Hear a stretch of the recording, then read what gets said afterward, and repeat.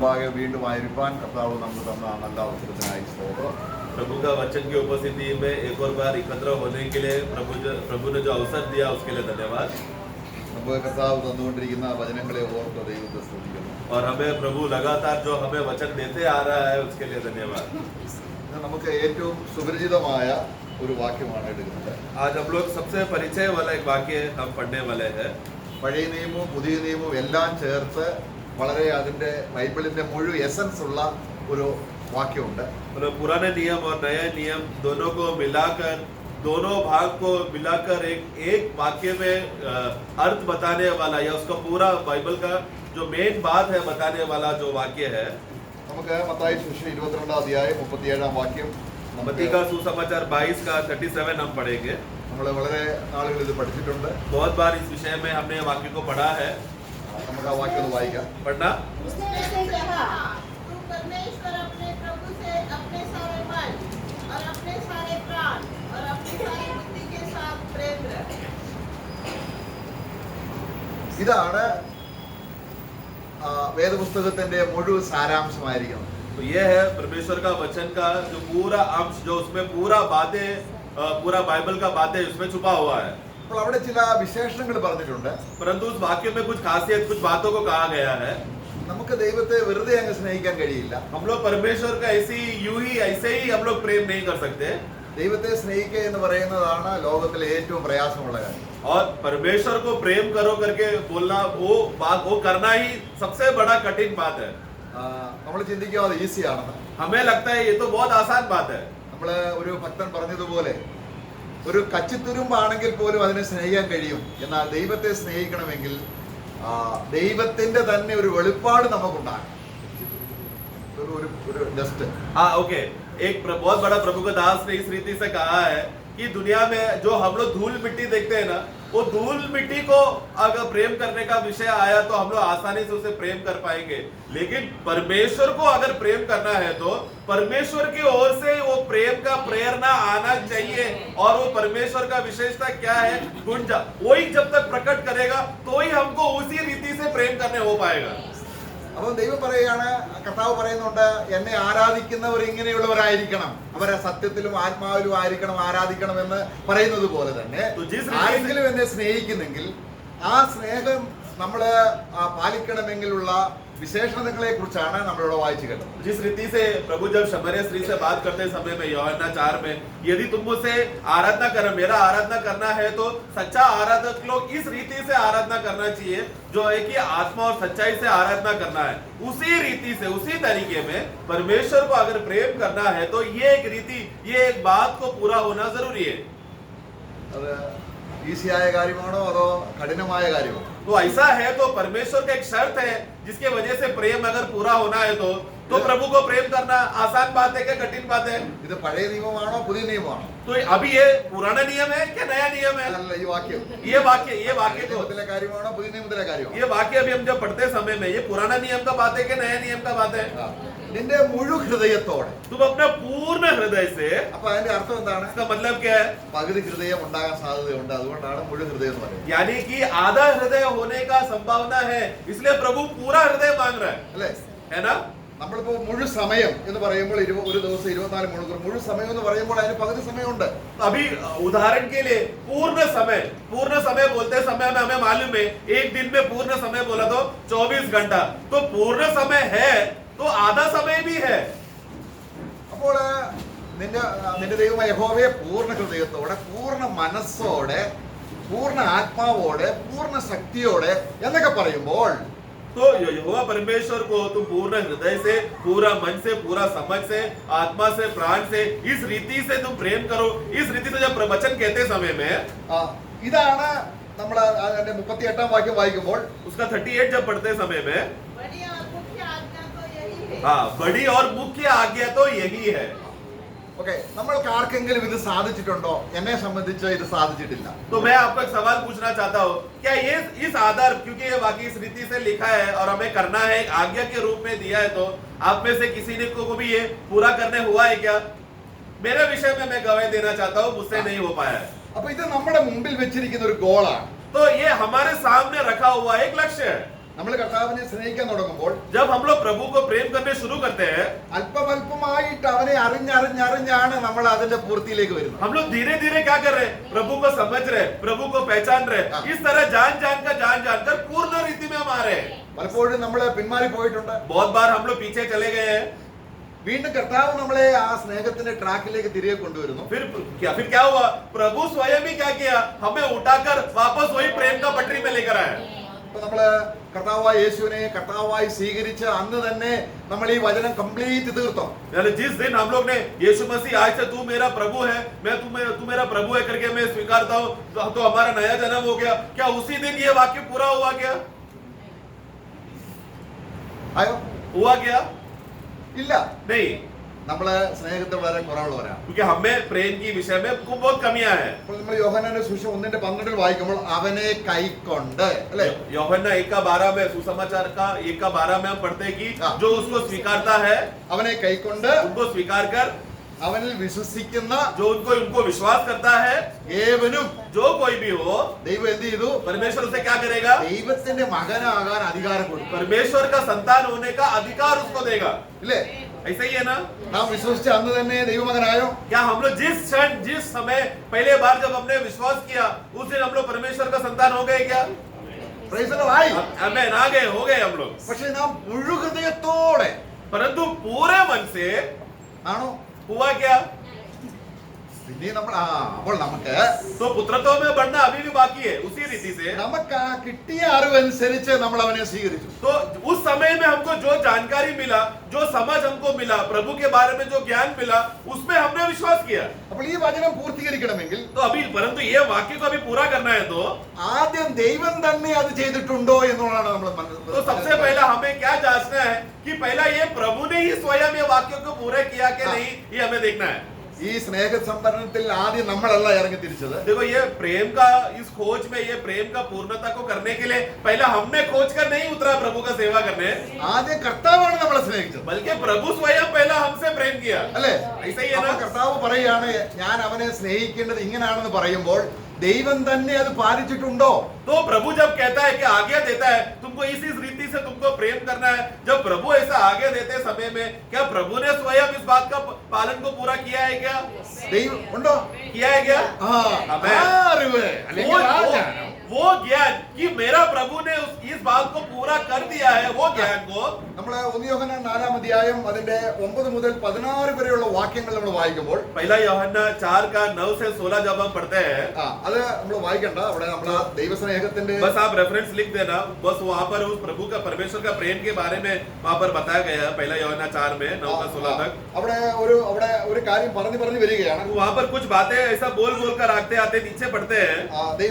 ദൈവം നമ്മളെ സ്നേഹിച്ച വിഷയം, परमेश्वर ने हमसे प्रेम किया. അതിന്റെ 9-ഉം 10-ഉം വാക്യങ്ങൾ വളരെ അടിസ്ഥാനപരമായ കാര്യങ്ങളാണ്. उसका 9 और 10 जब पढ़ते समय में उस प्रेम का सबसे नींव बात, मूल्य बात है जो हमारे विषय में प्रभु ने हमारे लिए किया.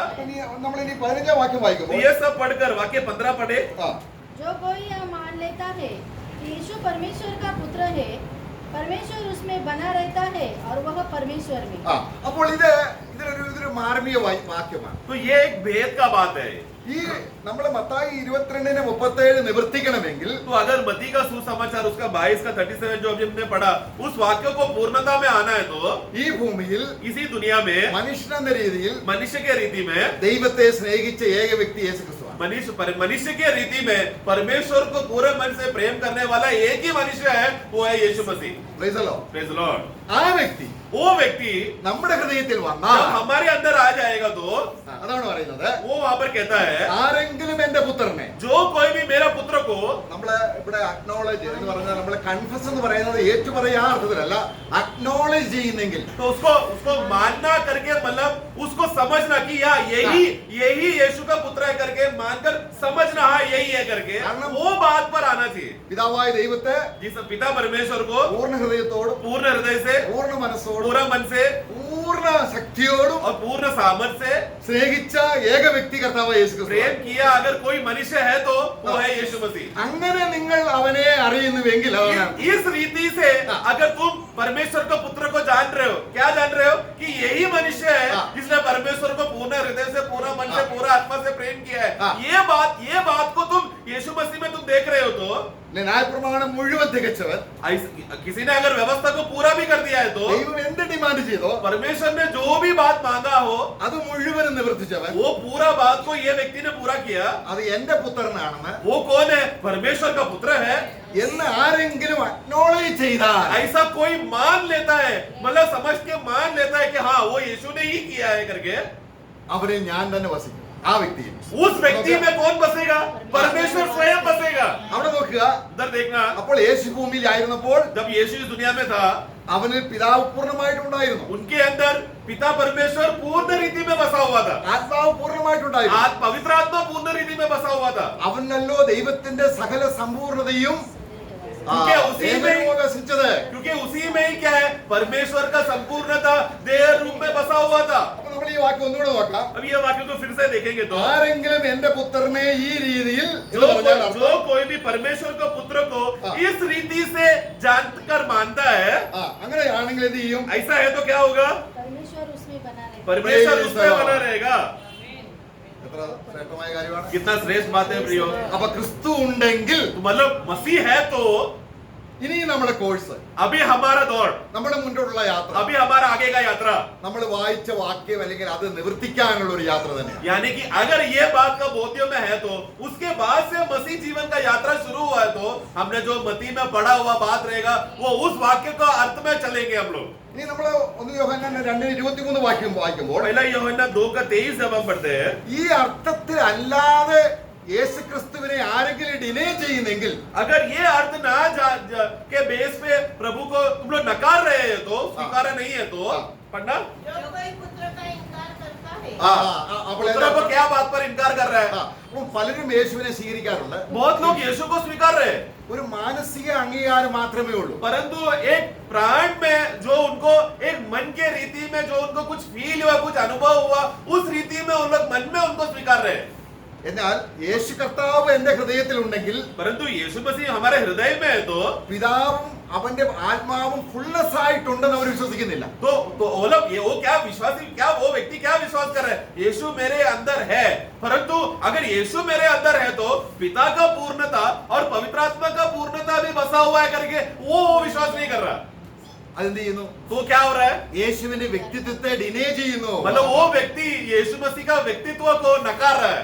അംഗീകാരമുണ്ട് മനസ്സിൽ, मतलब मन में सोचा है चलो अच्छा आदमी है, स्वीकार तो लिया है, എന്നാൽ परंतु ഒരു മുഴു ഹൃദയത്തോടുള്ള അംഗീകാരം വന്നിട്ടില്ല. एक पूर्ण हृदय से समर्पण करके स्वीकारने का अनुभव में नहीं आया है। അതുകൊണ്ടാണ് നമ്മളെ ദൈവം ആ കാര്യം പറയുമ്പോൾ, ദൈവം നമ്മളെ സ്നേഹിക്കുമ്പോൾ इसलिए परमेश्वर जब कहता है कि मैं तुमसे प्रेम करता हूँ, ഈ അർത്ഥത്തിൽ പൂർണ്ണ ഹൃദയത്തോടും പൂർണ്ണ മനസ്സോടും പൂർണ്ണ ആത്മാവോടും കൂടിയാണ് ദൈവം നമ്മളെ സ്നേഹിക്കുന്നതെന്ന് തിരുവചനത്തിൽ എവിടെങ്കിലും ഉണ്ടോ? क्या ऐसा बाइबल में किधर भी ऐसा वाक्य लिखा है क्या?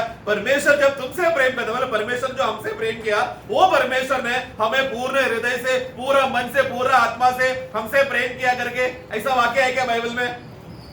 അതല്ലേ നമ്മളിപ്പോ വായിച്ചു, തന്റെ പുത്രനെ തന്നു എന്ന് പറഞ്ഞാൽ എന്താണ് പ്രിയമുള്ളവര്? यो वही तो भेद की बात है ना, जिस पिता परमेश्वर ने अपना पुत्र को ही दे दिया, मतलब वो कौन है? सबसे प्रिय पुत्र, पिता का जान, वो पुत्र को ही हमें दे दिया। मतलब क्या?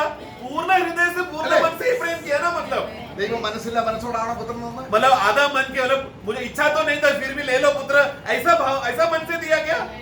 നമ്മള് അവനെ തന്നാൽ നമ്മൾ എന്തെല്ലാം ചെയ്യുമെന്ന് അറിയാം, എന്നിട്ടും തന്നു. നോക്കണം, देखो पिता परमेश्वर को पहले से ही मालूम है, अगर पिता परमेश्वर अपना पुत्र को इस जगत पर भेजेगा तो वही पुत्र को हम उसको सताएंगे, हम उसको मारेंगे, हम उसको क्रूस पे चढ़ाएंगे, ये सब पिता जानता था, फिर भी पुत्र को भेजा। അപ്പൊ തന്റെ പുത്രനെ തരുന്നതിന് ദൈവം 100% तो मतलब हाँ, मतलब पिता ने जब अपना पुत्र को देते समय में बिना हिचकिचाते हुए पूरा मन से दिया। ദൈവം ഇനി ഇസ്രായേലിനെ യഥാസ്ഥാനപ്പെടുത്തുമ്പോൾ, जब एक दिन परमेश्वर इसराइल को जब पुनर्स्थापित करेगा, ദൈവം അവരോട് ഉടമ്പടി ചെയ്യുന്നുണ്ട്. उनके साथ एक वाचा बांधने वाला है। നമ്മള് യിരെമ്യാ പ്രവചനം यिर्मयाह का पुस्तक അതിന്റെ 32-ാം അധ്യായം 32वां अध्याय 38 മുതൽ 41 വരെയുള്ള വാക്യങ്ങൾ വായിക്കുമ്പോൾ അതിനകത്ത് ഒരു വലിയ ഒരു ഉടമ്പടി ദൈവം ഇസ്രായേലുമായിട്ട് ചെയ്യുന്നു. उसका 38 से 41 पढ़ते समय में वहां पर उस वाचा को हम वहां पर देखते हैं। അവിടെ നമ്മൾ ഒരു വാക്യം മാത്രം വായിക്കാം. परंतु एक ही वाक्य हम पढ़ेंगे, അതിന്റെ 41-ഉം 42-ഉം വായിക്കാം. 41, 40, 40, 40 और 41 पढ़ना। मैं उनसे यह वाचा बांधूंगा कि मैं कभी उनका संग छोड़कर उनका भला करना न छोड़ूंगा, और अपना भय मैं उनके मन में कहूँगा कि वे कभी मुझसे अलग होना न चाहेंगे। हाँ। मैं बड़ी प्रसन्नता के साथ उनका भला करता रहूँगा और सचमुच उन्हें इस देश में अपने सारे मन और प्राण से बसा दूंगा। आमीन। നോക്കുക, सारे मन और सारे प्राण से बसाऊंगा। ആരാണ് അങ്ങനെ പറഞ്ഞത്? ये कौन कह रहा है? ദൈവം പറയുക, यहोवा परमेश्वर कह रहा है। ഞാൻ ഇസ്രായേലിനെ मैं इस्राएल को സ്നേഹിക്കുമ്പോൾ प्रेम जब मैं करूंगा, എന്ത് ചെയ്യും? क्या करूंगा मैं? എന്നാൽ അവർക്ക് വരുന്നതിന് മുമ്പ് നമ്മളെയാണ് ആദ്യം സ്നേഹിച്ചത്. परंतु ये बात का पूर्णता होने के लिए ये पहला हमसे प्रभु ने ये पूर्ण मन से प्रेम किया। Praise the Lord. Praise the Lord। അപ്പൊ ദൈവം നമ്മളെ സ്നേഹിച്ചതിന്റെ ആഴം അറിയും തോറും इसलिए परमेश्वर ने हमसे प्रेम किया, उस बात का गहराई को जब एक विश्वासी समझने लगता है നമ്മൾ കുറേശ്ശെയായിട്ട് तो हम लोग धीरे धीरे ദൈവസ്നേഹം നിറയുമ്പോൾ परमेश्वर के प्रेम में बढ़ते जाएंगे നമ്മൾ ദൈവത്തെ സ്നേഹിക്കും. और हम परमेश्वर को प्रेम करने लगेंगे। ദൈവം ഒരിക്കലും നമ്മളിപ്പോ സാധാരണ ദൈവത്തെ സ്നേഹിക്കണമെങ്കിൽ ദൈവം നമ്മൾ ഡെപ്പോസിറ്റ് ഇടണം. देखो, परमेश्वर को अगर प्रेम करना है तो अगर हमें परमेश्वर से प्रेम करना है तो उसका शुरुआत उसका बीज पहले प्रभु को ही बोना पड़ेगा। ദൈവം ഭയങ്കര വലിയൊരു വ്യാപാരിയാണ്. प्रभु क्योंकि एक बहुत बड़ा धंधा करने वाला है, व्यापारी है। ഈ വ്യാപാരി എന്ന് പറഞ്ഞാൽ അവന് അതിന്റെ ആ അസറ്റ് എന്ന് പറയുന്നത് അതിന്റെ അതിന്റെ ആ വ്യാപാരത്തിനുള്ള ഉപയോഗിക്കുന്ന ധനം എന്ന് പറയുന്നത് ദൈവസ്നേഹമാണ്. और परमेश्वर जब व्यापार करने के लिए जो पदार्थ इस्तेमाल करता है, लेन देन के लिए जो भी वस्तुएं इस्तेमाल करता है, वो क्या है? प्रेम। ഇപ്പൊ ഒരു ധനികനായ മനുഷ്യൻ उदाहरण के लिए एक धनवान मनुष्य കുറെ പാവപ്പെട്ട ആൾക്കാരെ വിളിക്കുകയാണ്. कुछ गरीब लोगों को बुला रहा है। ഞാൻ നിങ്ങൾക്ക് ഈ 2 കോടി വരെ രൂപ തരാം. मैं तुम सब गरीबों को 2-2 करोड़ रुपया देता हूँ, നിങ്ങൾ അത് വ്യാപാരം ചെയ്ത് तुम लोग व्यापार करो നിങ്ങൾ ധനികരായിക്കോ, और फिर तुम लोग धनवान हो जाओ। അല്ലേ?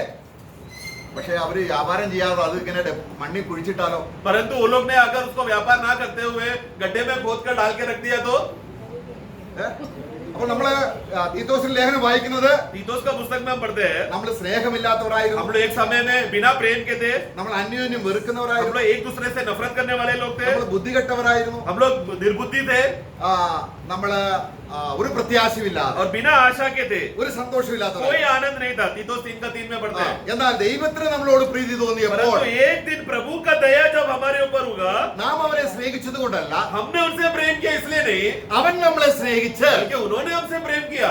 ഇതിനെ എന്ത് ചെയ്തു? फिर क्या किया? നമ്മളെ തന്റെ ക്രിസ്തുവിൽ നീതീകരിച്ചു. और हमें मसीह के द्वारा हमें धर्मी ठहराया। എന്നിട്ട് അത് മാത്രമല്ല, उतना ही नहीं, ഈ ക്രിസ്തു മൂലം ये मसीह के द्वारा നമ്മുടെ മേൽ ധാരാളമായി പകർന്ന പരിശുദ്ധാത്മാവിന്റെ നവീകരണം, हमारे अंदर पवित्र आत्मा का बहुतायत से बहने वाला पवित्र आत्मा के द्वारा एक नयापन का अनुभव में लाया। ഇതാണ് വ്യാപാരം ചെയ്യുന്നത് പറഞ്ഞാൽ. ये बात का लेन देन, ये व्यापार प्रभु ने किया। വെറും പാപിയായ എന്നെ मतलब हम जो एकदम पापी थे, എന്നെ ദൈവം സ്നേഹിച്ചുവെന്നും मुझसे परमेश्वर ने प्रेम किया, അവനെ വിശ്വസിച്ച അന്ന് തന്നെ എന്നെ മകനായി സ്വീകരിച്ചു. और जिस दिन से मैंने प्रेम करने शुरू किया उसी दिन में परमेश्वर ने कहा कि तू मेरा बेटा है। ഇത് ഓർക്കുമ്പോൾ, ये बात जब हम सोचते ഇത് हैं, ചിന്തിക്കുമ്പോൾ, ये बात जब हम मनन करते हैं, ഈ ക്രിസ്തു മൂലം ये मसीह के द्वारा ദൈവത്തിന്റെ ധാരാളമായ നവീകരണം, സ്നേഹത്തിന്റെ ഒരു ഒഴുക്ക്, സ്നേഹത്തിന്റെ ഒരു വിപ്ലവം ഈ വിശ്വാസിയിൽ ഉളവാകുകയാണ്. तो प्रभु ने हमारे लिए क्या क्या किया है, ये बात जब सोचते रहते समय में हमारे अंदर एक नयापन, एक ताजगी, एक उत्तेजना, वो प्रेम का फुवारा हमारे अंदर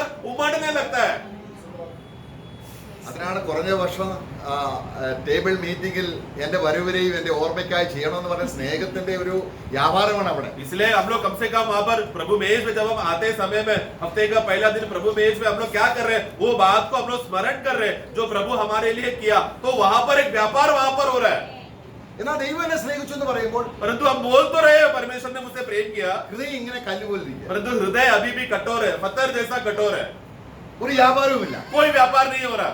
അപ്പൊ പിന്നെ എങ്ങനെ ഇരിക്കും? तो फिर कैसा होगा? അപ്പൊ നമുക്ക് ഈ കൽപ്പന നിവർത്തിക്കണ്ടേ? अभी ये आज्ञा को पूरा करना है ना, അപ്പൊ അത് നിവർത്തിക്കണമെങ്കിൽ ये बात को पूरा करना है तो ദൈവം നമ്മെ സ്നേഹിച്ചതിന്റെ അടിസ്ഥാനത്തിലേക്ക് നമ്മളെ റോമലേഖനം 5-5 വാക്യത്തിൽ ദൈവത്തിന്റെ സ്നേഹം നമ്മിൽ പകർന്ന പരിശുദ്ധാത്മാവിനാൽ നമ്മുടെ ഹൃദയങ്ങളിലേക്ക് പകർന്നിരിക്കുന്നു. रोमियो 5:5 में हम लोग पढ़ने का आधार पर कि परमेश्वर का प्रेम पवित्र आत्मा के द्वारा हमारे हृदय में उंडेला गया है, ये बात का नींव हमारे अंदर होना जरूरी है। അപ്പൊ യേശുക്രിസ്തു ആദ്യം നമ്മളെ സ്നേഹിച്ചതാണ്. तो इसलिए यीशु मसीह ने पहला हमसे प्रेम किया। നമ്മൾ അവിടെ വായിക്കുന്നുണ്ട്, നമ്മള് യോഹന്നാൻ 1:12 വായിച്ചത് എന്താണ്? യോഹന്നാൻ അവനെ കൈക്കൊണ്ട്, यूहन्ना 1:12 में हमने क्या पढ़ा? जो कोई उनको स्वीकारता है, അങ്ങനെ അവനെ സ്വീകരിക്കുമ്പോൾ इस रीति से जब कोई स्वीकारता है, അതിനു മുമ്പേ ക്രിസ്തു നമ്മളെ സ്വീകരിച്ചതിന്റെ വ്യാപ്തി നമ്മൾ അറിയണം. तो हम उसको स्वीकारने से पहले प्रभु ने हमको स्वीकारा है करके ये बात का गहराईपन को समझना जरूरी है. നമ്മൾ ആരെയാണ് സ്വീകരിച്ചത്? हमने किसको स्वीकारा? ദൈവത്തിന്റെ പുത്രനെ, परमेश्वर का पुत्र को, എല്ലാ നിറവുമുള്ളവനെ, जो सब प्रकार का भरपूरता में है, പിന്നെ പവിത്രനായിരിക്കുന്നവനെ, जो पवित्र है, जो നിഷ്കളങ്കനായിരിക്കുന്നവൻ, निष्कलंक है, കർത്താവും ദൈവമായിരിക്കുന്നവൻ, जो स्वयं प्रभु और परमेश्वर है, അല്ലേ? है ना? അവരെയാണ് നമ്മൾ സ്വീകരിക്കുന്നത്. उनको हमने स्वीकारा. എന്നാൽ परंतु നമ്മൾ റോമലേഖനം 15-7 വാക്യം വായിക്കുമ്പോൾ रोमियो 15:7 जब हम पढ़ते हैं, ഇവിടെ നമ്മള് യേശു ക്രിസ്തു നമ്മളെ സ്വീകരിച്ചു എന്നൊരു വാക്യം വായിക്കുന്നുള്ളൂ. पढ़ना 15:7. जैसा मसीह ने हाँ। परमेश्वर की महिमा के लिए तुम्हें ग्रहण किया, देखो जैसा हाँ। यीशु मसीह ने हाँ। हमें ग्रहण किया, वैसे ही बस तो वो वाक्य देखो, हाँ। मसीह ने हमें ग्रहण किया करके कहता है. पढ़ते അപ്പൊ हैं. യേശു നമ്മളെ സ്വീകരിച്ചത് എവിടെ വെച്ചാണ്? यीशु मसीह ने कहां पर हमें ग्रहण किया, कहां पर हमें स्वीकारा? നമ്മുടെ അവസ്ഥ എന്തായിരുന്നു? उस समय में हमारा अवस्था क्या था? നമ്മൾ സ്വീകരിക്കുന്നത് ആരെയാണ്? हम लोग यीशु को हम लोग जब प्रभु को स्वीकारते समय में तब उनका दशा क्या है? वो पवित्र है, हाँ। निष्कलंक है. हाँ। पर प्रभु जब हमको स्वीकारते समय में हमारा दशा क्या था? पापी और दोषी. അപ്പോൾ ഒരു പാപിയെ ഏറ്റു സ്നേഹിക്കുമ്പോൾ तो एक पापी को जब प्रभु प्रेम किया, അതിനൊരു വലിയ ബാധ്യത കൊടുത്തു തീർക്കേണ്ടതായിട്ടുണ്ട്. उसके ऐसा है तो एक पापी को अगर प्रभु प्रेम कर रहा है तो हाँ। उस प्रेम के बदले एक जिम्मेदारी आते कर्ज आ जाता है हाँ। कि ऐसा प्रभु ने मुझसे प्रेम किया जब मैं पापी था तो हाँ। वो कर्ज को मुझे वापस प्रभु को प्रेम करके लौटाना पड़ेगा.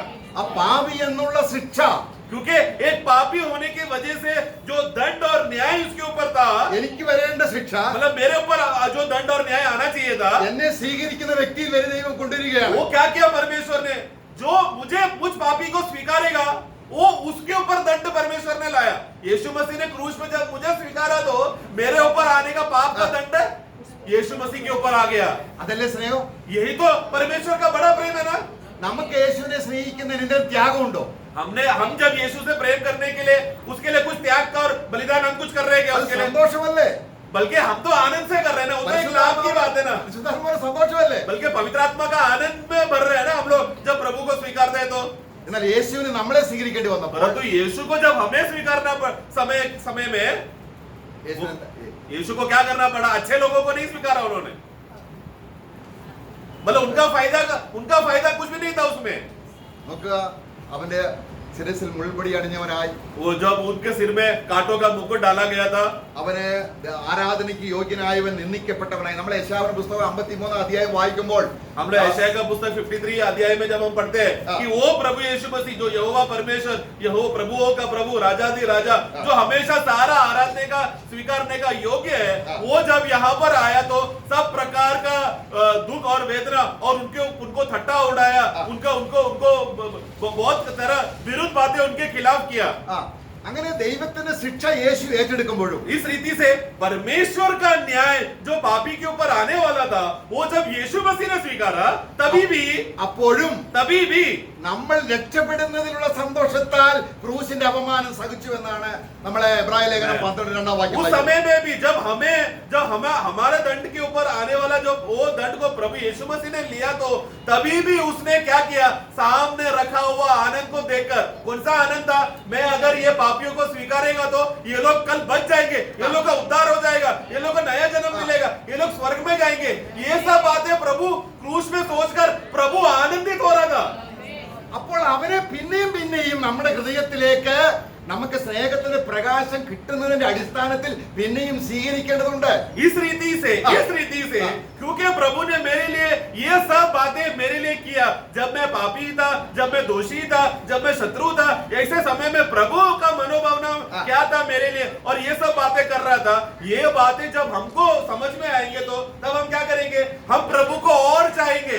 ऐसा प्रभु मुझे और चाहिए बोलकर हम और प्रभु को बार बार ग्रहण करते रहेंगे. Praise the Lord. Praise the Lord. അവനെ നമ്മുടെ ഹൃദയത്തിൽ ഉൾക്കൊള്ളുന്തോറും जितना हम लोग अपने हृदय में प्रभु को लेकर हम लोग स्वीकार कर हृदय को भरते रहेंगे, അവനാൽ നിറയേണ്ട ഏക പാത്രം സഭയാണ്. क्योंकि प्रभु के द्वारा प्रभु एक ही पात्र में भरने वाला है, वो है कलीसिया मंडली.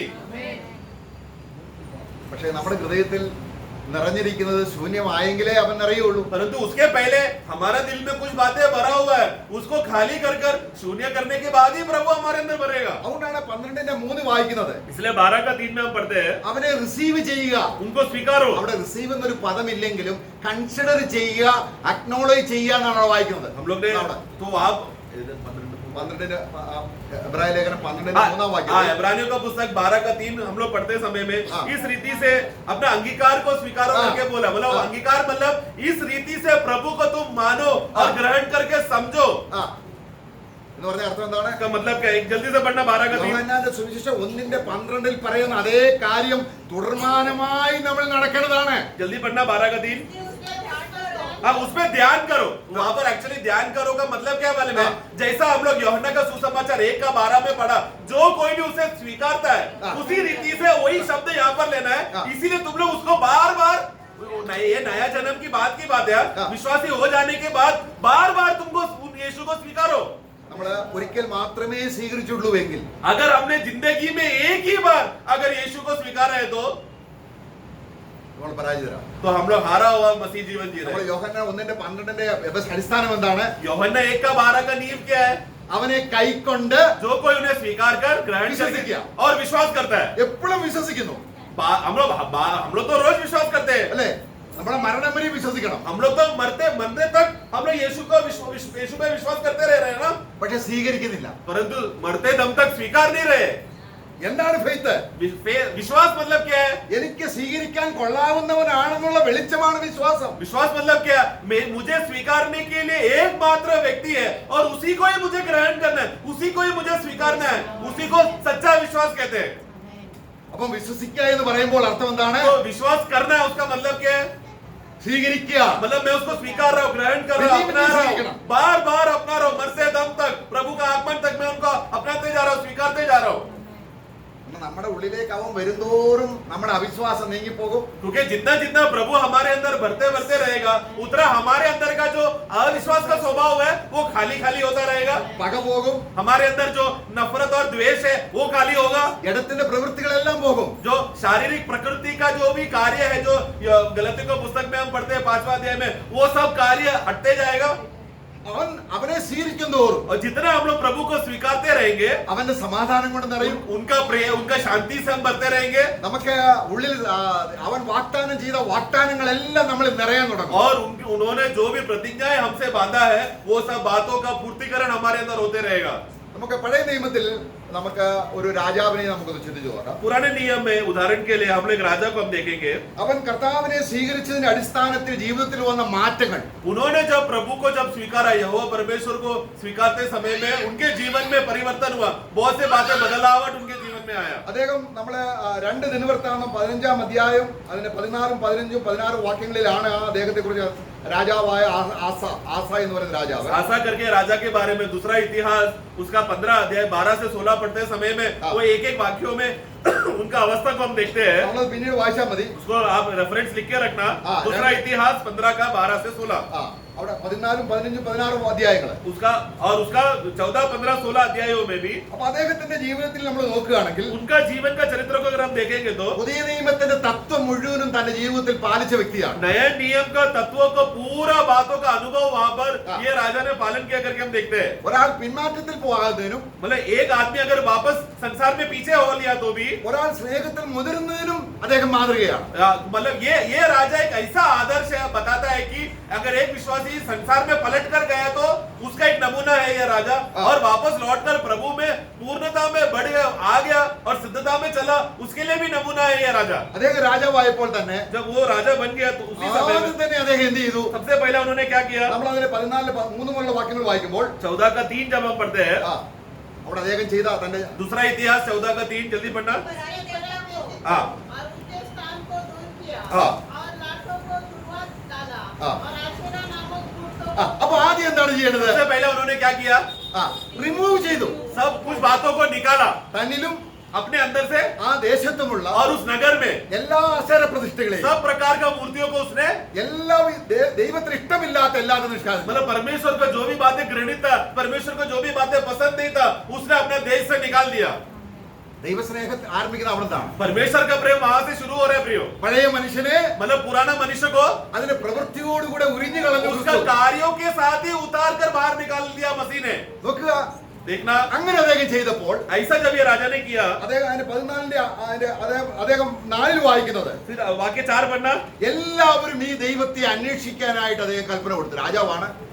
14 का 4 पढ़ना. और यहूदियों को आज्ञा दी हाँ। कि अपने पूर्वजों के परमेश्वर यहोवा की खोज करें। देखो वहां पर उस यहूदिया राजा में, उस देश में सभी लोगों को तुम लोग क्या करना, तुम्हारा यहोवा परमेश्वर को तुम लोग खोजो.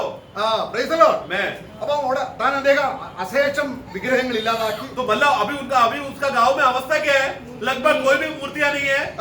അപ്പോൾ ഈ അന്വേഷിക്ക എന്ന് പറയുന്നതാണ് സ്നേഹിക്ക എന്നുള്ളത്. तो यहाँ पर खोजो करके बोलने का मतलब क्या है, उसी यहोवा परमेश्वर को ही तुम प्रेम करना, वापस मूर्तियों को नहीं लाना.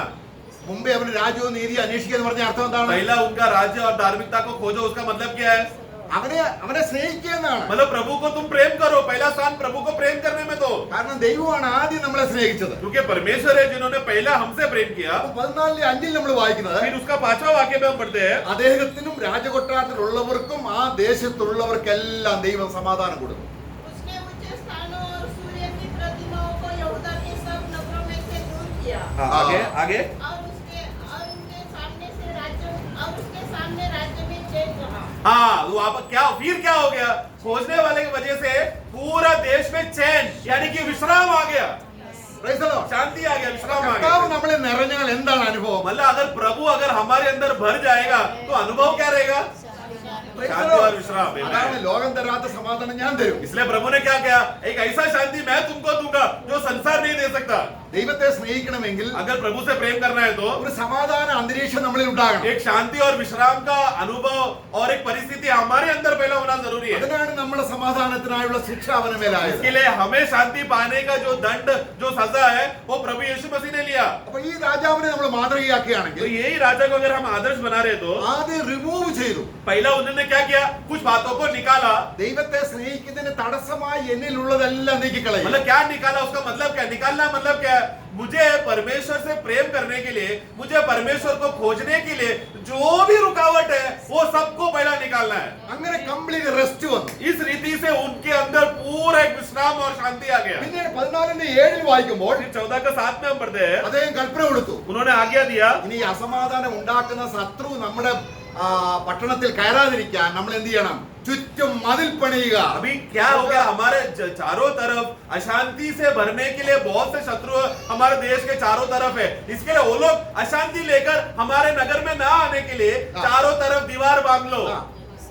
നമ്മുടെ ഹൃദയം നമ്മുടെ ഒരു തുറന്നിട്ട മതിലൊന്നും ഇല്ലാത്തതാണെങ്കിൽ എല്ലാവർക്കും കയറി വരാമെങ്കിൽ ഒരിക്കലും സമാധാനം അനുഭവിക്കത്തില്ല. प्रियो, हम लोग विश्वासी हो जाने के बाद अगर हमारे हृदय में प्रभु ने चारों तरफ बेड़ा बांधकर उसको संभाल के रखकर उसमें प्रभु ने अगर हिफाजत नहीं किया है, एक खुला मैदान के समान खुला हुआ रहेगा तो हम लोग कभी भी विश्वासी जीवन शांति पूर्वक जी नहीं पाएगा. ക്രിസ്തു പ്രവേശിച്ചു കഴിഞ്ഞാൽ ഉടനെ, मसीह प्रवेश करने के बाद, മഹത്വത്തിന്റെ രാജാവ് പ്രവേശിച്ചാൽ ഉടനെ महिमा का राजा प्रवेश करने के बाद എന്ത് ചെയ്യണം? क्या करना है, अपना हृदय को, നമ്മുടെ വാതിൽ തുറക്കണം. हम लोग हमारे दिल को, हमारा दरवाजा खोलना है, പക്ഷേ ലോകത്തോടുള്ള വാതിൽ അടയ്ക്കണം. परंतु संसार के लिए कोई भी दरवाजा नहीं खोलना.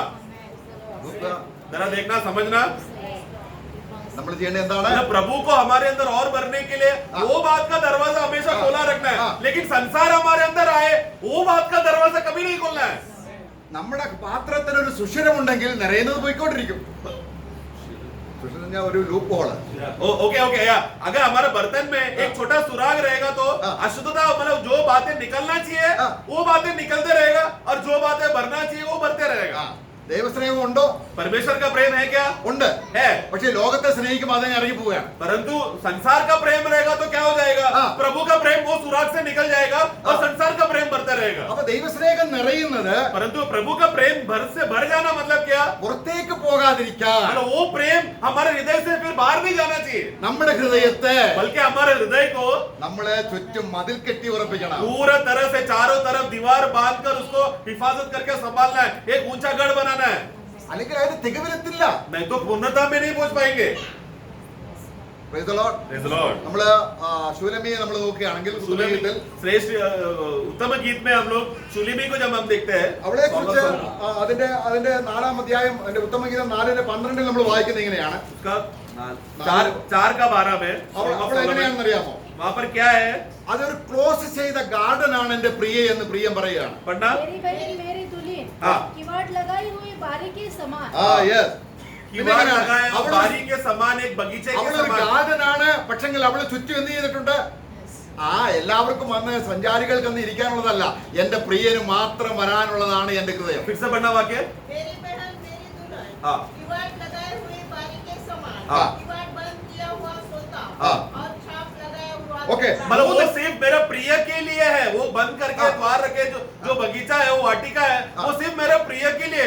सब पुरुषों अन्य पुरुषों भी अंदर आकर प्रवेश करने का उस रीति में नहीं है, सिर्फ एक ही पुरुष उसके अंदर आ सकता है। അപ്പൊ 3 രീതിയിലാണ് അവിടെ വിവരണത്തിന് കൊടുക്കുന്നത്. 3 बातों का वर्णन वहां पर दिया है। സഭ ഒരു ഗാർഡൻ ആണെങ്കിൽ, अगर मंडली जो है कलीसिया जो है वो एक बगीचा है तो അതിന് ചുറ്റും വേലിയുണ്ട്. उसको चारों तरफ बांधे रखा है। സഭ ഒരു സ്പ്രിംഗ് ആണെങ്കിൽ, अगर कलीसिया मंडली जो है वो एक श्रोता है तो അത് അടച്ചിടപ്പെട്ടതാണ്. वो बंद किया हुआ है। അത് ഒരു ഫൗണ്ടൻ ആണെങ്കിൽ, वो एक फुवारा है तो അത് സീൽഡ് ആണ്. वो छाप करके डाला है। എന്താ അർത്ഥം? इसका मतलब क्या है? ആസാ കിങ് ചെയ്ത കാര്യമാണ്. ये अभिजा राजा ने किया हुआ बातें हैं। ഇങ്ങനെ ചുറ്റും മതിൽ കെട്ടി इस तरह चारों तरफ दीवार बांधकर ദൈവത്തിന്റെ സമാധാനം പൂർണ്ണമുള്ള ഒരു രാജ്യത്ത് मतलब परमेश्वर का समाधान पूर्ण रीति से भरा हुआ, शांति बाहर नहीं जा रहा, संसार की बातें निकल गया लेकिन प्रभु का बातें अभी भी अंदर है, बाहर नहीं निकल रहा है। इस रीति से पूर्णता में बढ़ते जा रहा है। അവർക്കാണ് യുദ്ധമുള്ളത്. ऐसे लोगों के लिए अभी क्या होगा, आगे चलकर युद्ध आएगा। നമ്മൾ ആത്മീയ യുദ്ധങ്ങളുടെ ക്ലാസ്സുകളായിരുന്നു. इतना दिनों में आत्मिक युद्ध का क्लास चल रहा था आप लोग का। ഇദ്ദേഹം ദൈവത്താൽ സംരക്ഷിക്കപ്പെട്ട് मतलब ये अभी परमेश्वर के द्वारा हिफाजत किया गया संभाला हुआ व्यक्ति, അപ്പോഴാണ് ഒരു എത്യോപ്യൻ, നമ്മൾ അതിന്റെ 14-9 വാക്യം വായിക്കുമ്പോൾ उसका दूसरा इतिहास उसका 14:9 में वहां पर हम देखते हैं उसके विरुद्ध 10 लाख पुरुषों की सेना हाँ। और 300 रथ लिए हुए जेरा नामक एक ऋषि निकला। हाँ एक खुशी निकला। हाँ बस बस। അവിടെ എത്ര പേരാണ് അദ്ദേഹത്തിനെതിരെ വന്നത്? और कितने लोग वहां पर आए? 10 लाख लोग आए, सेना आया लेकर आया। A million men soldiers 10 lakh सेना। അദ്ദേഹത്തിനുള്ള പടയാളികൾ അവിടെ മോളി കൊടുത്തിട്ട് വളരെ ചുരുക്കം പേരേ ഉള്ളൂ. और मतलब ये राजा का युद्धा देश में जो राजा के पास सेना है क्या कुछ गिनती में ही है, ऊपर का वाक्य में हम पढ़ते हैं। അദ്ദേഹത്തിന് എന്ത് ചെയ്യാൻ കഴിഞ്ഞു? अभी इनको अभी क्या करने, ये राजा को क्या करने हो पाया अभी? അദ്ദേഹം ആ സ്നേഹം നിറഞ്ഞ ദൈവത്തോട് അവൻ പ്രാർത്ഥിച്ചു. मतलब वो जो प्रेम से भरा हुआ, वो जो उसके अंदर प्रभु भरा था, उस प्रभु की ओर उसने प्रार्थना किया, अपेक्षा किया।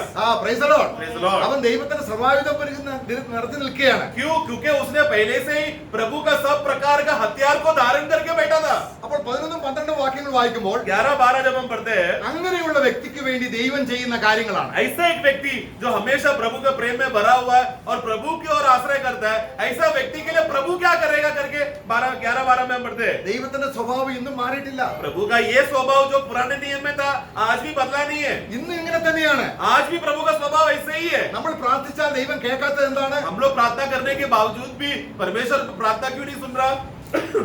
ഈ പറയുന്ന കാര്യങ്ങളൊന്നും നമ്മൾ വേണ്ടത് क्योंकि ये सब बातें कुछ बातों को बोला हटाना है, प्रभु में बढ़ना है, ये सब बातें होना चाहिए, तो ही प्रभु हमारा प्रार्थना सुनेगा। ഇത് യുദ്ധത്തിൽ ജയിച്ചു കഴിഞ്ഞപ്പോൾ तो इस रीति से ऐसा इतना बड़ा सेना के सामने ये राजा युद्ध जीतने के बाद അദ്ദേഹം എന്ത് ചെയ്യുന്നറിയാമോ? अभिजा ने क्या किया? നമ്മൾ വായിച്ച അല്ലെങ്കിൽ മത്തായി സുവിശേഷം അതിന്റെ 22-ാം അധ്യായത്തിന്റെ 37-ാം വാക്യത്തിന്റെ ഒരു ഓത്ത് അദ്ദേഹം ദൈവത്തോട് ഒരു ഉടമ്പടി ചെയ്യുകയാണ്. तो उसने फिर मत्ती का पुस्तक 22वां अध्याय में जो हमने पढ़ा वहां पर प्रभु की ओर फिर वो एक शपथ कर रहा है। എന്താണ് അവർ ചെയ്തത്? उन्होंने क्या किया? അതിന്റെ 15 മുതൽ വാക്യം വായിക്കും. 15 അധ്യായം 15 മുതൽ വായിക്കും.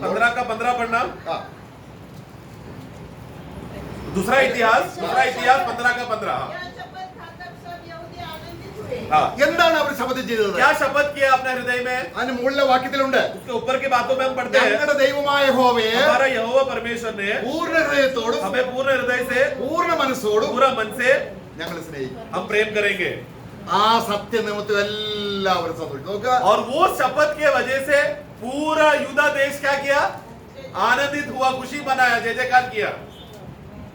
നമ്മൾ നമ്മൾ ദൈവത്തെ സ്നേഹിക്കാന്ന് പറയുമ്പോൾ നമുക്ക് എന്തോ ഒരു ഭയങ്കര ഭാരം പോലെ അല്ലേ? हम लोग को प्रभु से प्रेम करना है करके बोला तो एक बोझ के रूप में करते हैं हम लोग।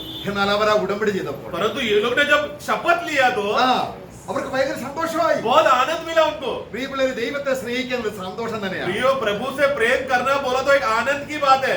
അവൻ നമ്മളോട് പറഞ്ഞിട്ടുണ്ടെങ്കിൽ उन्होंने हमसे बोला है तो भी അവൻ തന്നെ നമ്മളിൽ അത് നിവർത്തിക്കും. वही खुद हमारे अंदर वो बात को पूर्ति करा रहा है। അതിനാണ് അവനെ നമ്മുടെ ഹൃദയത്തിലേക്ക് പിന്നെയും പിന്നെയും इसके സ്വീകരിക്കണം. लिए बार बार वही प्रभु को जो पूर्ति करता है हमारे अंदर स्वीकारते रहना है। എത്ര അത്ഭുതകരമായ കാര്യമാണ്. कितना अद्भुत बात है ये प्रियो। അവിടെ നമ്മൾ വായിക്കുന്നത് वहां पर हम इस रीति से पढ़ते हैं, പിന്നീട് അദ്ദേഹത്തിന് അപ്പോൾ ദൈവത്തിന്റെ സ്നേഹം നിറഞ്ഞപ്പോൾ जब प्रभु का प्रेम से इस रीति से जब वो भर गया, അദ്ദേഹത്തിന് നേരത്തെ സാധിക്കാതിരുന്ന ഒരു കാര്യമുണ്ടായിരുന്നു. इसके पहले एक बात था जो उनको हो नहीं पा रहा था। താൻ തന്റെ അമ്മയെ സ്നേഹിച്ചു. वो अपना माँ से बहुत प्रेम करता था അത് തീർച്ചയായിട്ടും അങ്ങനെ തന്നെ വേണം. और ऐसे ही है, ऐसे ही करना है। പക്ഷേ അവള് ആരാന്നറിയാമോ? परंतु ये माँ कौन है? ഒരു അന്യ വിഗ്രഹത്തെ സേവിക്കുന്ന മാതാവാണ്. ये माँ एक अन्य मूर्ति को प्रेम करने वाली माँ है। അതിന്റെ 15-ാമത്തെ 16-ാം വാക്യം 15 का 16 आशा राजा की माता माता जिसने आशेरा के पास रखने के लिए एक खिलौनी मूर्त बनाई। നമുക്ക് എപ്പോഴാണ് ആ അമ്മയെ രാജ്ഞി പദത്തിൽ നിന്നും ഭ്രഷ്ടയാക്കാൻ അദ്ദേഹത്തിന് കഴിഞ്ഞത്? और तो ये कब ये राजा को ये मन हुआ कि ये उसका जो माँ है जो रानी का पदवी में है उसको वहां से हटाकर निकाल देने का मन कब हुआ? ഈ പ്രതിജ്ഞ ചെയ്തപ്പോൾ जब उसने शपथ किया प्रभु के ഞങ്ങൾ साथ പൂർണ്ണ ഹൃദയത്തോടെ कि मैं पूर्ण हृदय से പൂർണ്ണ മനസ്സോടെ पूरा मन और समझ से എന്റെ ദൈവത്തെ സ്നേഹിക്കും. मेरा यहोवा परमेश्वर से मैं प्रेम करूंगा। അപ്പോൾ तभी സ്വന്തം അമ്മയാണെങ്കിലും भले खुद का माँ क्यों ना हो, നോക്കുക, देखना എന്നേക്കാൾ അധികമായി जो मुझसे भी ज्यादा അപ്പനെയോ अपना पिता അമ്മയോ अपना माँ മാതാപിതാക്കളെയോ माता पिता बीवी സ്വന്തം बच्चे ജീവനെയോ अपना जीवन को भी क्यों ना हो, അത് കഴിയണമെങ്കിൽ अगर वो ऐसा प्रभु को पहला स्थान देना है, मुमकिन करना है तो നമ്മൾ പ്രതിജ്ഞാബദ്ധരായി ഈ ദൈവസ്നേഹത്തിന്റെ യാഥാർത്ഥ്യത്തിന്മേൽ നമ്മൾ പിന്നെയും പിന്നെയും പുതുക്കിക്കൊണ്ടിരിക്കണം. हमें बार बार हमें सबसे पहले हमने जो प्रतिज्ञा किया था ना कि तू ही मेरा प्रभु है, उस प्रतिज्ञा को बार बार हमको नया करते रहना है। നമ്മളത് പുതുക്കുന്നില്ല എങ്കിൽ हम लोग अगर उस बात को मतलब नया करना मतलब क्या, मन फिरकर रोज प्रभु में एक नयापन का अवस्था ताजगी में आना है। अगर ऐसा नहीं कर रहे तो നമ്മുടെ മതിലുകളെല്ലാം തുറന്നു കിടക്കുകയാണ്. फिर हमारा सारा दीवारें खुला हुआ रहेगा, നമ്മുടെ കിണറ്റിൽ വെള്ളമില്ല, हमारे कुएं में पानी नहीं रहेगा, നമുക്കൊരു സന്തോഷമില്ല. हमें कोई आनंद नहीं रहेगा। എന്താണ് कारण क्या है? കാരണം? കർത്താവ് അല്ലാത്തത് എന്തോ സ്ഥാനം പിടിച്ചിട്ടുണ്ട്. क्योंकि प्रभु को छोड़कर कोई अन्य चीज ने आकर तुम्हारा उस हृदय में स्थान ले लिया। ഇദ്ദേഹം ദൈവം ആഗ്രഹിച്ച തലത്തിലുള്ള തലത്തിലേക്ക് എത്തി. तो अभी क्या हुआ, इनको ये राजा को प्रभु ने जो इस राजा के बारे में मुकाम जो ऊंचाई सोच कर रखा था वो राजा को पहुंच पाया।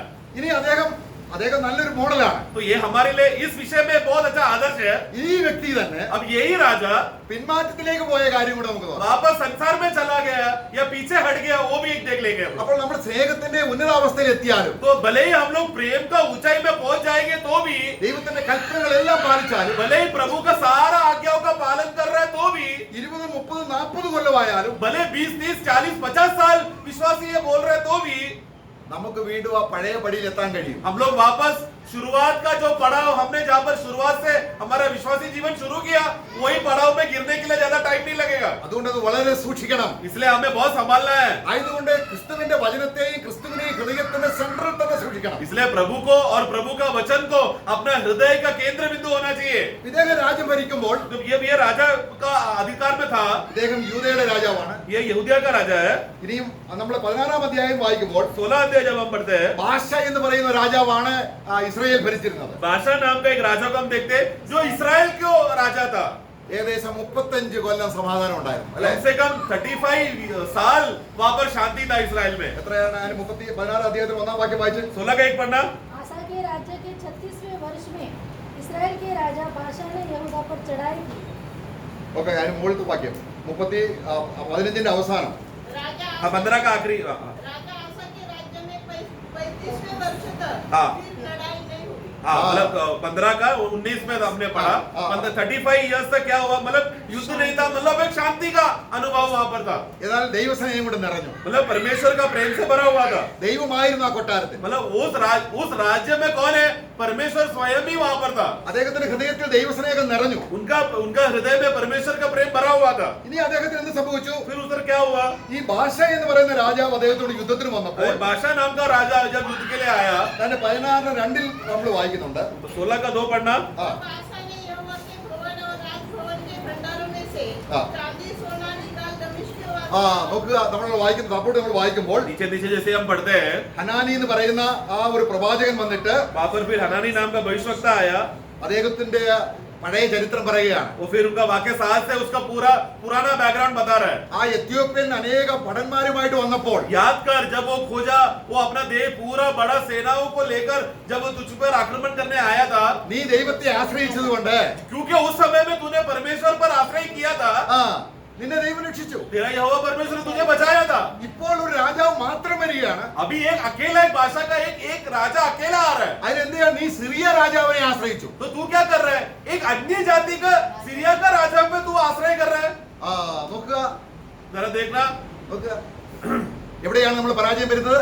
कहां पर हमारा हार हो रहा है, എവിടെയാണ് നമ്മുടേതായിരിക്കുന്ന ആ സ്നേഹത്തിന്റെ നിവൃത്തി നമുക്ക് സാധിക്കാതെ വരുന്നത്? कहां पर, किस विषय पर है, प्रेम का पूर्णता पे जहां पर हमें बढ़ते रहना चाहिए था, वहां पर बढ़ नहीं पा रहे हैं हम लोग।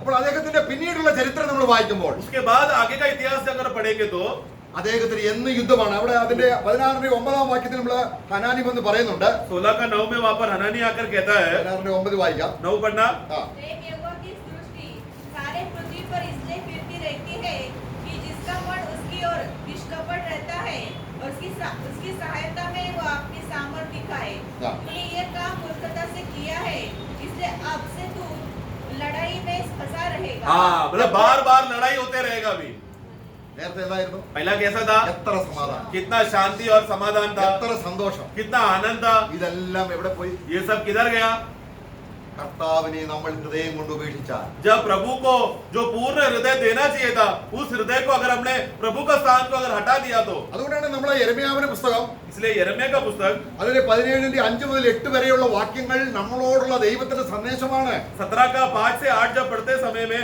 हमारे विषय में प्रभु का संदेश है। वो ആ യഹോവയിൽ ആശ്രയിക്കുകയും यहोवा पर ही आश्रय करना, യഹോവ തന്നെ और ആശ്രയമായിരിക്കും. यहोवा स्वयं ही तेरा आश्रय होना है। എന്നാൽ तो യഹോവയിൽ ആശ്രയിക്കാതെ अगर परंतु ऐसा नहीं किया तो നമ്മൾ ജഡത്തിലേക്ക് തിരിയുമ്പോൾ शारीरिक बातों पे अगर हम लोग मन फिरे, उसकी ओर फिरे तो നമ്മുടെ സമാധാനം നഷ്ടപ്പെടും. हमारा शांति हट जाएगा। നമ്മൾ ദൈവത്തെ ആയിരിക്കത്തില്ല സ്നേഹിക്കുന്നത്. फिर हम लोग प्रभु से प्रेम नहीं करेंगे। അതുകൊണ്ടാണ് നമ്മൾ തിരുവചനത്തിൽ വായിക്കുന്നത്, इसलिए वचन में हम पढ़ते हैं, ലോകസ്നേഹം ദൈവത്തോട് ശത്രുത്വമാകുന്നു. तो संसार का प्रेम परमेश्वर की ओर शत्रुत्व है। ഒരാൾ ആ ലോകത്തെയും ലോകത്തിനുള്ളതിനെയും സ്നേഹിച്ചാൽ जो कोई भी संसार और संसार की चीजों से प्रेम करता है, പിതാവിന്റെ സ്നേഹം, നമ്മൾ നേരത്തെ ചിന്തിച്ച പകരപ്പെട്ട ആത്മാവിന്റെ സ്നേഹം നമ്മളിലില്ല. पिता का प्रेम नहीं रहेगा। यानी कि क्या, जो हमारे हृदय में उंडेला हुआ, आत्मा के द्वारा उंडेला हुआ था ना रोमियो 5:5 में, वो प्रेम उसमें नहीं है। फिर നമ്മൾ സ്നേഹം കൊണ്ട് പിന്നെയും പിന്നെയും നിറയേണ്ടവരാണ്. हम लोग कौन है, बार बार प्रभु का प्रेम से भरते रहना है। അപ്പോസ്തലനായ പൗലോസ് പറയുകയാണ്, प्रेरित पौलुस कहता है, ഞാനും പൂർണ്ണമായിട്ട് അങ്ങോട്ട് നിറഞ്ഞിട്ടില്ല, ഇനി ഞാൻ ഓടുകയാണ്. अभी भी मैं पूर्णता में भरा नहीं हूँ। फिलिपियों का हाँ। पुस्तक में हाँ। मैं अभी भी ऐसा दौड़ रहा हूँ कि हाँ। मानो मैं उसको प्राप्त करूँ। നമ്മൾ ഈ തികഞ്ഞവരൊക്കെയും അങ്ങനെ തന്നെ ചിന്തിക്കട്ടെ. बोले इसीलिए हमें भी जो सिद्ध है करके जो सोच रहे हैं, वो भी पौलुस के जैसा नम्र होकर दौड़े। ആ മത്തായി സുവിശേഷം അതിന്റെ 22-37 പൂർത്തീകരിച്ചവർക്ക് കിട്ടുന്ന കിരീടവും സ്വീകാരവും അവർക്ക് ഈ ഭൂമിയിലുള്ള സന്തോഷം എത്ര ശ്രേഷ്ഠമാണ്. प्रियो, जो ऐसा है तो जो ऐसा अच्छी रीति से विश्वास योगी से दौड़ते रहेगा तो उनके अंदर मत्ती का पुस्तक उसका 22वां अध्याय का 37 का वाक्य पूरा हो गया। ऐसा रहेगा तो ऐसे विश्वासी लोगों को प्रभु जब स्वर्गीय साथ में बुलाकर जब उनको प्रतिफल देगा, उनको कितना बड़ा बड़ा मुकुट और सिंहासन और अधिकार, क्या क्या बातें उनको मिलने वाला है। ആദ്യ ദൈവം നമ്മെ സ്നേഹിച്ചത് നമ്മൾ ഓർക്കണം. इसलिए सबसे पहला बात क्या याद करना है कि परमेश्वर ने पहला हमसे प्रेम किया। അത് ഓർക്കും തോറും, वो जितने बार बार याद करते रहते, स्मरण करते रहते हैं, ഹൃദയം തുറക്കും തോറും, हृदय उस विषय में प्रभु का प्रेम को हमारे अंदर बहने के लिए हृदय खुल जाता है। तो അവനെ കൈക്കൊണ്ട് जो कोई उनको ग्रहण करता है, അവനെ വിശ്വസിക്കുമ്പോൾ उनको विश्वास करके ദൈവം ഉറപ്പുവരുത്തുകയാണ്, परमेश्वर वो बात का पक्का करता है, നീ എന്റെ മകൻ തന്നെ. तू ही मेरा बेटा है। Praise the Lord. Praise the Lord. അവനെ കൈക്കൊള്ളേണ്ടത് പിന്നെയും നമ്മൾ വേറെ എന്തൊക്കെയോ കൈക്കൊള്ളുമ്പോൾ ക്രിസ്തുവിന് തിരസ്കരണം വരുന്ന ഹൃദയത്തിൽ. परंतु क्या हो रहा है, प्रभु को छोड़कर कोई और अन्य चीजों को हम लोग स्वीकारते रहते हैं, उसको मानते, तो क्या हो गया, हम मसीह को ठुकरा रहे हैं.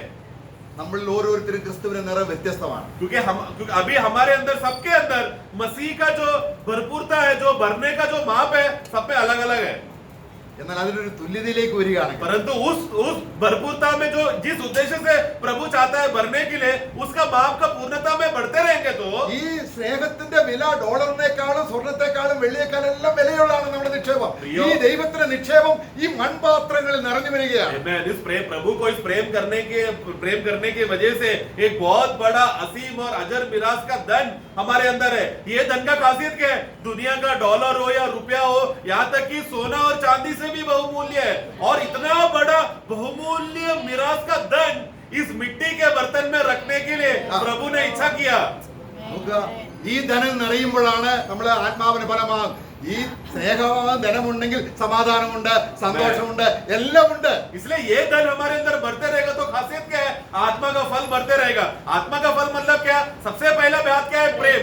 जब प्रेम बढ़ेगा तो आनंद बढ़ेगा, शांति बढ़ेगा, परोपकार, ऐसे एक एक बातें उसमें जुड़ते रहता है, उसमें हम बढ़ते रहेंगे. അങ്ങനെ ദൈവം സ്നേഹമായിരിക്കുന്നത് പോലെ इस रीति से, जिस रीति से परमेश्वर प्रेम है, അവൻ ഒട്ടുവരിട്ടില്ല, उनमें कोई अंधकार नहीं, അവൻ യാതൊരു പകയുമില്ല, उनमें कोई नफरत नहीं, അവൻ സ്നേഹമാണ്. वो प्रेम का पूर्णता है. ആ സ്നേഹത്തിലേക്കാണ് ധാരാളമായി നമ്മൾ പകരാം. उस प्रेम को हमारे अंदर भरने के लिए और बहुतायत से भरने के लिए ദൈവം പറയാണ് ഇനിയും തരാം, प्रभु कह रहा है क्या, और मैं तुमको दूंगा, പിന്നെയും തരാം. और ज्यादा दूंगा. कितना चाहिए? ഈ ഒരു ദൈവം എത്ര അത്ഭുതകരമായ ദൈവമാണ്. अल्लाह, ये हमारा प्रभु कितना महान है ना. ഇത് സ്വർഗത്തിലെ നിക്ഷേപമാണ്. ये है असली स्वर्ग का धन. ഇത് സമ്പാദിച്ചുകൊണ്ടാണ് നമ്മൾ അവിടേക്ക് പോകുന്നത്. ये बात को अभी हम लोग कमाते कमाते हम लोग धनवान होकर स्वर्ग में जा रहे हैं. Praise the Lord. Amen. അവിടെ കിട്ടുന്ന സ്വീകാര്യ എത്ര ശ്രേഷ്ഠം. अगर ऐसा रहेगा तो स्वर्ग में कितना बड़ा योग्य रीति से हमें स्वीकारा जाएगा. ഇതിലാണ് എല്ലാ പ്രവാചകന്മാരും ന്യായപ്രമാണവും പുതിയ നിയമവും പഴയ നിയമവും അടങ്ങിയിരിക്കുന്നത്. ഈ സാരാംശം ये वाक्य में, इस प्रेम में, पुराना नियम हो या नया नियम हो, भविष्यवक्ता हो या व्यवस्था हो, कुछ भी बातें हो, सब बातें इस वाचा में, इस व्यवस्था में छुपा हुआ अधीन है. सबसे बड़ा और मूल्य आज्ञा यही है. ഈ ധനം സ്വീകരിക്കാൻ ഒഴിഞ്ഞ പാത്രവുമായിട്ട് വരാനാണ് ദൈവം പറയുന്നത്. प्रभु का आग्रह क्या है, ये प्रेम को अगर तुम्हें चाहिए तो अपना बर्तन को खाली करके प्रभु के पास आओ. वो एकदम बहुतायत से हमारा, उनका प्रेम को हमारे अंदर भरेगा. ആ സ്നേഹം കൂടെ നിറഞ്ഞവനായിരുന്ന കർത്താവായ യേശു. इस रीति से प्रेम से भरा हुआ व्यक्ति था यीशु मसीह. അവൻ നമ്മളെ നിറയ്ക്കാനാണ് വന്നത്. और अभी क्यों अभी आया वापस, मतलब हमारे अंदर है, हमें और प्रेम में और भरने के लिए वो आया है. നമുക്ക് അവന് കംപ്ലീറ്റ് സ്വീകാരം കൊടുക്കാം. इसलिए पूर्ण अधिकार हम यीशु मसीह को दे. നിമിഷം തോറും അവനെ കൊണ്ട് അവൻ നിറയാം. अब हम लोग पल भर में ही प्रभु का प्रेम से भर सकते हैं, पल भर में ही. നിറയും തോറും നമ്മൾ എത്ര വ്യത്യസ്തരാകും. और जितना हम लोग बार बार प्रेम में बढ़ते रहेगा, उतना हम लोग स्वभाव में बदलते रहेंगे. इस तरह हम लोग अलग अलग रहेंगे. എല്ലാം നിറയ്ക്കുന്ന നിറവായിരിക്കുന്ന അവന്റെ ശരീരമായ സഭയിൽ അവൻ നിറയുകയാണ്. इसलिए जो सब बातों में भरने वाला वो प्रभु, जो सिर्फ मंडली में भरता है, वो किससे भर रहा है, अपना प्रेम से भर रहा है. കർത്താവിന്റെ അടുക്കിലേക്ക് ചെല്ലാം. इसलिए आओ प्रभु के पास आओ. കർത്താവ് എന്തുകൊണ്ടാണ് ഞാൻ നിറയാത്തത്? ये प्रभु मैं क्यों नहीं भर पा रहा, എന്റെ ഹൃദയത്തിൽ എന്താണ് ഉള്ളത്? मेरे हृदय में कुछ तो है. കർത്താവ് എന്നെ കാണിച്ചു തരണം. हे प्रभु मुझे बताओ. കർത്താവ് നമുക്ക് കാണിച്ചു തരും. तब प्रभु हमें बता, വിഗ്രഹങ്ങൾ മാറ്റപ്പെടും. तब हमारे अंदर का जो भी मूर्तियां है हट जाएगा.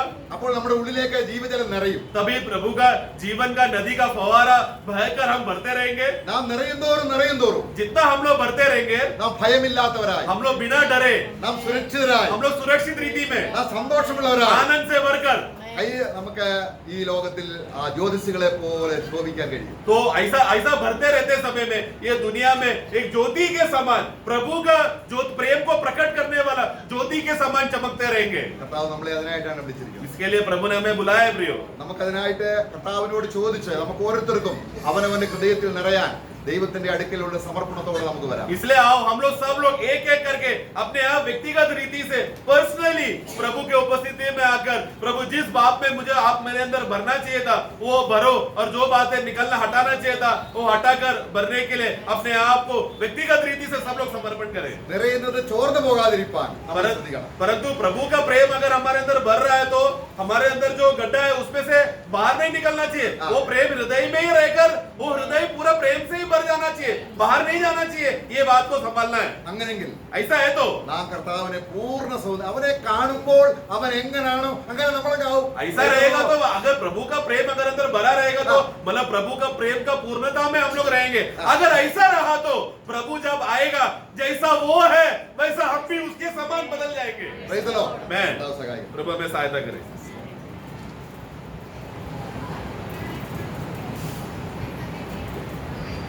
Praise the Lord. सबका चेहरा चमक रहा है, थोड़ा लोग प्रेम में भर गया। यहाँ पर प्रभु मतलब प्रेम है, वहाँ पर प्रभु है। प्रभु है उसका एक बड़ा सबूत है ना। वास्तव में कितना बड़ी बात है। प्रेम में देखो सबको, आपस में प्रेम से देखो, अरे को पड़ोसी को प्रेम से देखो। अगर आप गुस्सा से देखेगा तो अब चेहरे में मालूम पड़ेगा ना। प्रेम से देखेगा तो क्या होता, एक स्माइलिंग फेस रहता, प्रेम भर गया। ओह प्रेम सबसे बड़ी बात है। प्रेम कितना बड़ी बात है। मैं आपको बोलता हूँ, तुमने प्रेम पाया ना, तो प्रेम दे ना, देने में कोई कमी नहीं क्या, नहीं है ना। प्रभु ने वो प्रेम का स्रोत हमारा भी दिल में भर दिया ना। प्रभु का प्रेम प्रभु ने दिया। प्रभु का प्रेम खत्म होता, कभी खत्म नहीं होता।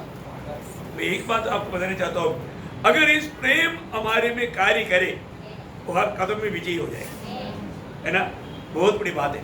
देखो आज हम परमेश्वर की संतान कहलाता है, कारण क्या है? पिता ने हमसे इतना बड़ा प्रेम देखा है, पहले यूहन्ना 3 का 1 कभी भूलना नहीं।